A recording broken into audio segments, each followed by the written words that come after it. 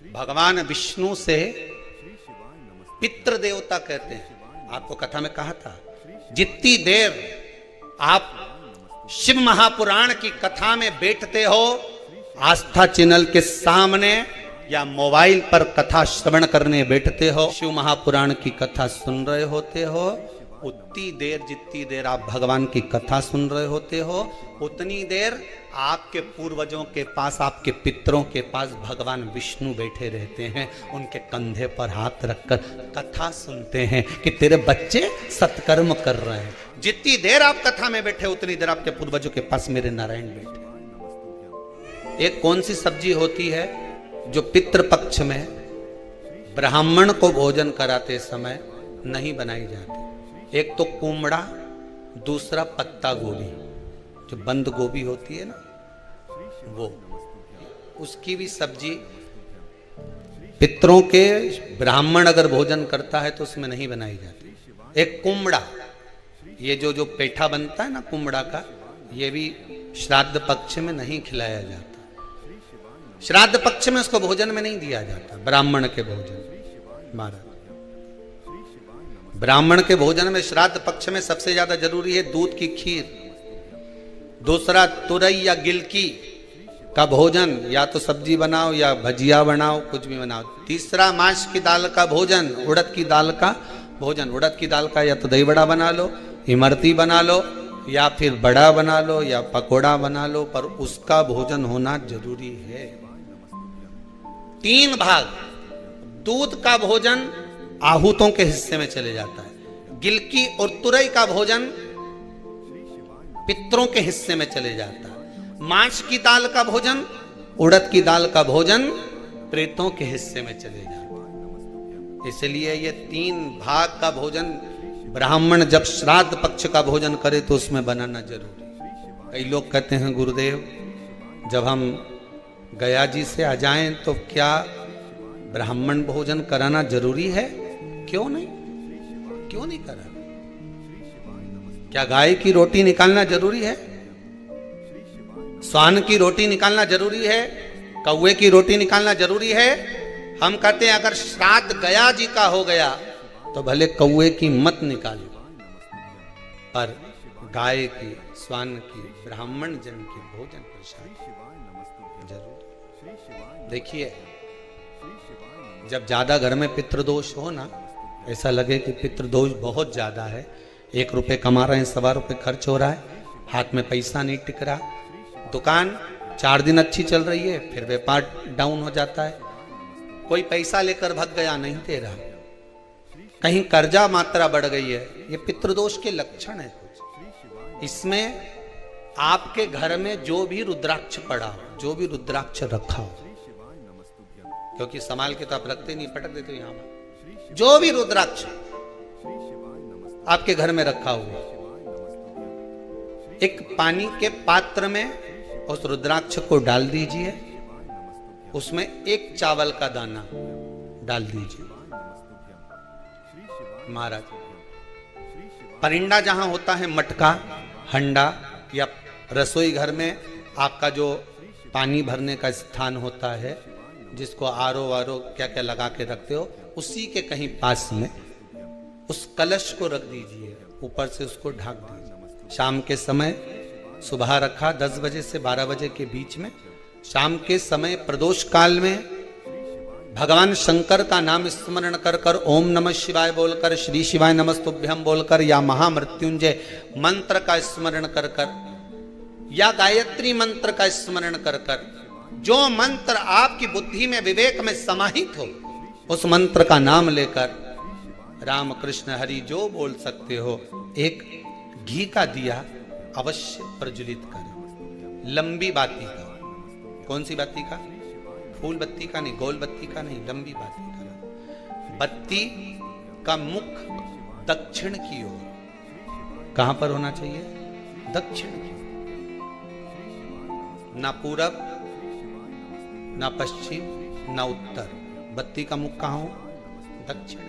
जैसे श्राद्ध पक्ष में ब्राह्मण को जब भोजन कराते हैं तो ब्राह्मण का मुख श्राद्ध पक्ष के भोजन कराते समय अगर पूरब, पश्चिम और उत्तर का होता है तो श्राद्ध के भोजन का फल नहीं मिलता। उसका मुख दक्षिण का होता है तो हमारे घर के जितने भी पितर उस तिथि में गए होते हैं सबको उसका भाग मिल जाता है और पितृ दोष समाप्त हो जाता है। इसलिए ब्राह्मण का मुख श्राद्ध पक्ष में भोजन कराते समय दक्षिण का होना चाहिए।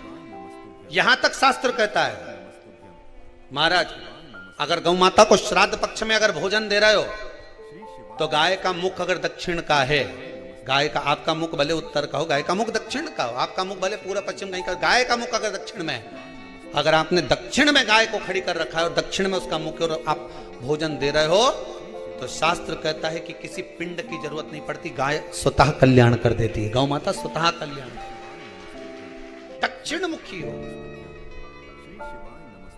तो दिए की जो बाती का मुख कहां होना चाहिए? दक्षिण का। जब दक्षिण का मुख हो, दक्षिण की ओर बाती हो महाराज, तब दक्षिण की बाती जलाने के बाद में भगवान से वहीं पर प्रार्थना करें। जो कलश रखा है उसके ऊपर जो प्लेट रखी है, ढाका गया है, वहां अपना सीधा हाथ रखें और अपने पूर्वजों का, अपने पितरों का स्मरण करें कि मेरे धन को लेकर कोई चले गया, मेरा व्यापार ऐसा चल रहा है, मेरा घर में बच्चों का विवाह नहीं हो रहा, या घर में इतनी अशांति है, या तकलीफ है, या कष्ट है, ये सब का स्मरण कर कर उस कलश को रात्रि भर रखे रहने दें। सुबह स्नान आदि करने के बाद फिर एक घी का दिया दक्षिण की ओर लगाकर सुबह 10 बजे से 12 बजे के बीच में उस जल को शिव जी को समर्पित कर कर आ जाएं और वो रुद्राक्ष लेकर वापिस आ जाए महाराज, वापिस आ जाए। उस रुद्राक्ष को अपने घर में रख दीजिए। वर्ष भर वो रुद्राक्ष आपको कभी बीमारी से नहीं घिरने देगा, कभी किसी जगह खड्डे में नहीं जाने देगा, वो उन्नति की ओर ही बढ़ाएगा। भले कोई भी रुद्राक्ष हो, 1 मुखी से लेकर 14 मुखी, 20 मुखी, 18 मुखी, जो रुद्राक्ष आपके पास में, आप तो उसका स्मरण करिए। रुद्राक्ष का जल शिव को समर्पित करें। पितरों के जितने भी द्वार हैं, पितरों के जितने भी दरवाजे हैं, पितृलोक में जितने भी पितृ विराजमान होते हैं महाराज, ये सब शंकर के ऊपर चढ़े हुए जल का भाग ग्रहण करते हैं। शिव के ऊपर चढ़ा 33 कोटि देवताओं में से कोई एक देवता ऐसा बता दो जिसको काली तिल्ली चढ़ती हो, काली मिर्च चढ़ती हो, सारे वृक्षों की पत्तियां चढ़ती हो, सब तरह के पुष्प चढ़ते हो, दुर्वा भी चढ़ती हो, बेलपत्र भी चढ़ता हो, आंख का पुष्प भी चढ़ता हो, धतूरा भी चढ़ता हो, जिसको भांग आदि भी चढ़ती हो, तुलसी की मंजरी भी चढ़ती हो। तुलसी की मंजरी भी शंकर को चढ़ती, तुलसी का दल नहीं, मंजरी। संपूर्ण सामग्री भगवान केवल एक है, देव अधिदेव महादेव, जिनको काली तिल भी चढ़ रही है, काली मिर्च भी चढ़ रही है, जिनको संपूर्ण सामग्री भगवान शिव को समर्पित हो रही, संपूर्ण यहां तक राई, सरसों, राई के दाने तक भगवान शंकर को चढ़ते हैं। 1.25 लाख दाने का प्रमाण है महाराज शंकर जी को समर्पित करने का। सरसों चढ़ती, राई चढ़ती, पुष्प, बेलपत्र, दुर्वा, जगह जगह के पुष्प शिव को समर्पित होते हैं। जब शंकर भगवान को जल चढ़ाया जाता है 16 श्राद्ध पक्ष में, 16 दिन श्राद्ध के जब हम भगवान शंकर को जल समर्पित करते हैं तो उसका भाग हमारे पितरों को प्राप्त होता है। कल 16 श्राद्ध के दिन ही ऐसे होते हैं जिसमें शंकर भगवान को जल में दूध मिलाकर चढ़ाने की जगह दूध भले 1 चम्मच चढ़ा रहे हो पर अलग से चढ़ाओ, कच्चा दूध अलग से चढ़ाओ, उसके बाद भले तुम जल चढ़ा दो, पर लोटे में जल में दूध मिलाकर 16 दिन श्राद्ध पक्ष में नहीं ले जाओ। भले 1 चम्मच दूध लेकर जाओ, 1 कटोरी दूध लेकर जाओ, पर कच्चा दूध अलग से लेकर जाओ, शंकर भगवान को अलग से चढ़ाओ, क्योंकि 16 दिन श्राद्ध पक्ष के जब भगवान शंकर को दूध और जल चढ़ाया जाता है वो हमारे पितरों के खाते में चला जाता है, हमारे पितरों को उसका भाग मिलता है। इसलिए शंकर भगवान को कच्चा दूध भी चढ़ाओ तो पानी में मिलाकर नहीं, एक अलग से 1 चम्मच ले जाओ, भले पर शिव जी को चढ़ा दो, भले छोटा सा कटोरी में ले गए चढ़ा दिया, जल ले गए चढ़ा दिया, वो हमारे पूर्वजों को प्राप्त हो। जिस बालक बालिका का जॉब नहीं लग रहा हो, सर्विस नहीं लग रही हो, नौकरी नहीं लग रही हो, जगह जगह पहले करते थे जॉब, अब छूट गई, 2 साल हो गए, 3 साल हो गए, सर्विस नहीं लग रही हो, बहुत प्रयास कर लिया हो, बहुत प्रयास, तो महाराज काली तिल्ली को पीस कर उसको जल के पात्र में डालकर अपने घर के मटका परिंडा पितरों का जो स्थान होता है, जलाशय होता है, उसके पास में एक पात्र में रख दीजिए।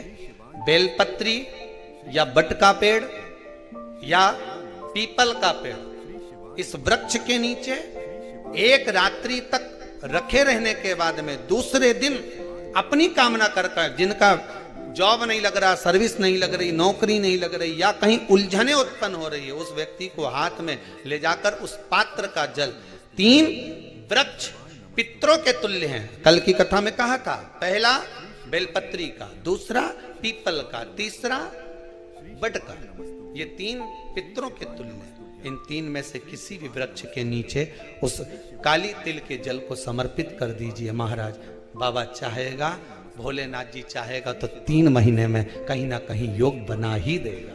ये स्वान को, कौवे को श्राद्ध पक्ष में जब भोजन दिया जाता है, भोजन हम प्रदान करते हैं स्वान को, कुत्ते को और कौवे को। व्यक्ति के जीवन से 2 चीजें इनको भोजन देते समय चली जाती है। पहला, व्यक्ति का अहम, क्या चले जाता है? अहम, अहंकार। दूसरा, बुद्धि में किसी दूसरे के प्रति अगर गलत विचार आ रहा तो वो विचार समाप्त हो जाता। श्रेष्ठ विचार। पहले हमारे हिंदू धर्म में एक नियम था पक्षियों को दाना देने का, था कि नहीं था?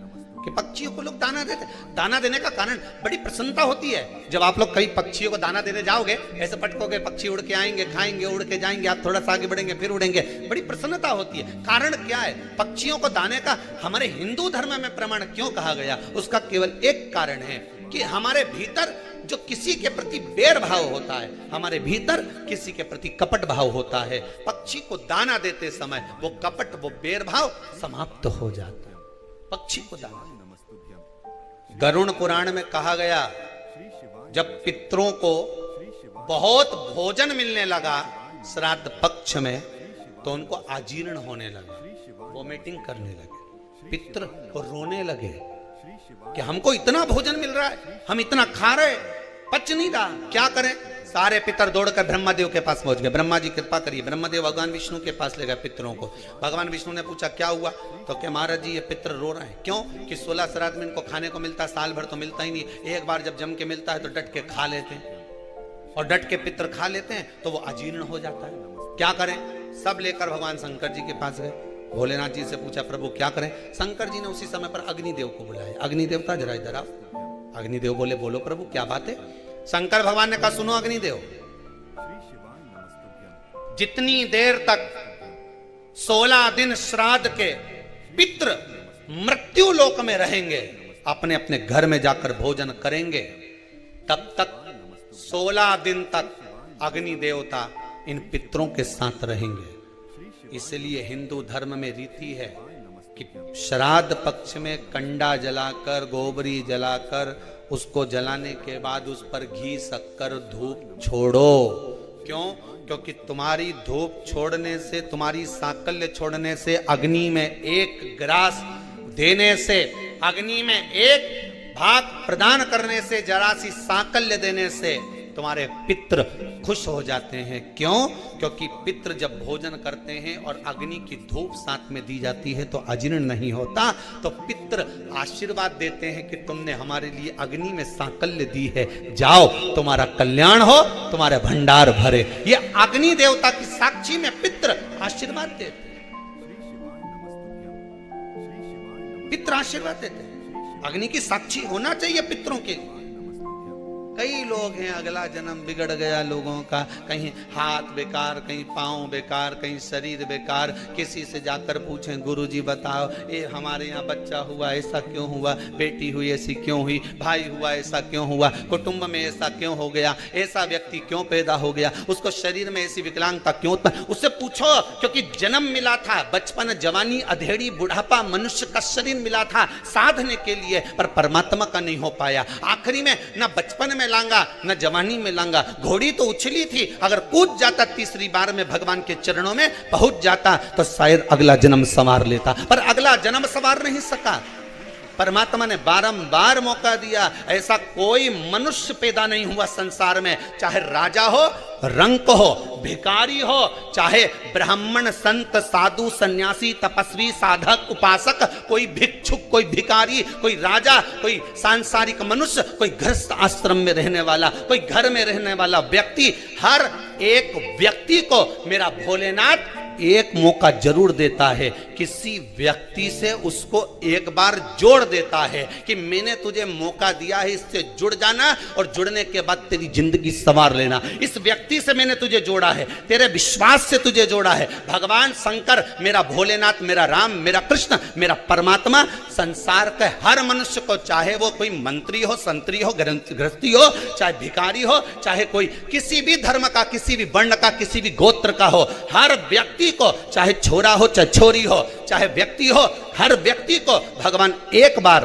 किसी अच्छे व्यक्ति से जुड़ने का मौका देता है कि इससे जुड़ जाना, अपनी जिंदगी बना लेना। पर उससे जुड़ने के बाद भी आप अलग होकर अपनी जिंदगी को नरक बना लो तो तुम्हारा जीवन व्यर्थ बेकार है। उससे जुड़ने के बाद भी तुम अगर परमात्मा के नहीं हो पाए तो फिर संसार में किसके होगे।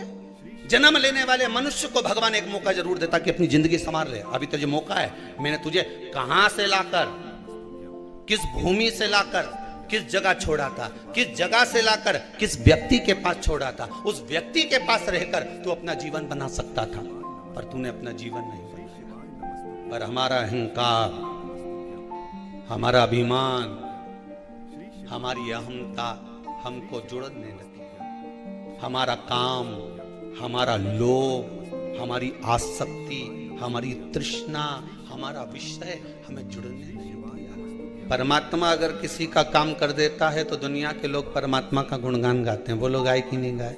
अरे बोलो तो सही, गाए नहीं? जितने लोग आस्था पर कथा सुन रहे हो, मोबाइल पर कथा सुन रहे हो, फेसबुक यूट्यूब पर कथा श्रवण कर रहे हो, मैं सभी श्रोता भाई बहनों को बहुत बहुत धन्यवाद देना चाहूंगा। बहुत बहुत साधु बात है साहब। टीवी पर सुनने वाले तो कथा टीवी पर सुन रहे हैं, तो भी अगर फेसबुक और मोबाइल पर लोग कथा सुन रहे हैं तो मैं आपकी श्रद्धा, आपके विश्वास को नमन करता हूं। मैं नवयुवक टीम को जो अपना समय इस परमात्मा को, मेरे शंभू को दे रहे हैं, उनको नमन करता हूं। आपका विश्वास इससे ही जुड़ा रहे, मेरा शंकर आपको उन्नति की ओर लेकर चले जाए, बस यही विश्वास पर मैं आपको नमन करता हूं। यह आपका श्रद्धा, आपका विश्वास है। एक मौका परमात्मा जरूर देगा आपको, आप हारना मत। शिव महापुराण की कथा आप दिल से श्रवण करना। जो नवयुवक बच्चे हैं, कंपटीशन एग्जाम में बैठ रहे हैं, इंटरव्यू देने जा रहे हैं, नौकरी के लिए जा रहे हैं, मैं उनसे भी कहूंगा बेटा एक बार इस शिव महापुराण की कथा को भले मोबाइल पर सुनो, टीवी पर सुनो, अपने घर पर बैठकर सुनो, चाहे कहीं पर भी बैठकर सुनो, पर इस पितृ मोक्ष शिव महापुराण की कथा को एक बार जरूर सुनना। तो काल सर्प दोष, पितृ दोष, आहूत दोष, वासुक दोष, सारे दोष मिट जाएंगे और तेरा जॉब जरूर लगेगा। तू पास होगा, उत्तीर्ण होगा, अग्रण्य बढ़ेगा, चिंता मत करना। तो बाबा पर विश्वास रखकर आगे बढ़, बस शंभू का नाम लेकर। भगवान स्वयं कथा कह रही है कि परमात्मा एक मौका देता है आपको जुड़ने का।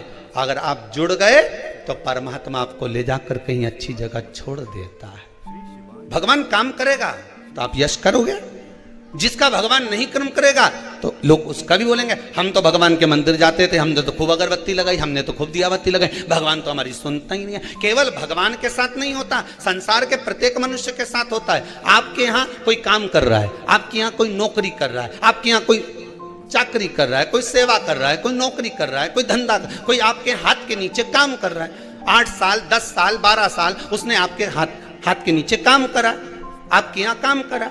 आपने उसकी कुछ गलती को देख लिया, उसको निकाल दिया। अब वो व्यक्ति जिसको निकाला है तुमने, वो तुम्हारी बड़ाई करेगा कि बुराई करेगा? बुराई ही करेगा ना, कि बड़ाई कर देगा? अरे बोलो तो जम के, बुराई ही करेगा ना, क्योंकि 10 साल तो यहां खूब खाया, आपके पास में खूब रहा, 10 साल तो आपके पास में रहकर खूब चकाचक की जिंदगी थी, और जब आपके पास से, आपकी नौकरी से, आपके दरवाजे से निकाल दिया गया, उसका व्यवहार, उसका व्यवसाय देखकर, उसका स्वरूप देखकर, उसकी गलत काम देखकर, तो वो तुम्हारी बड़ाई नहीं करने वाला, वो तुम्हारी जगह जगह केवल बुराई ही करेगा।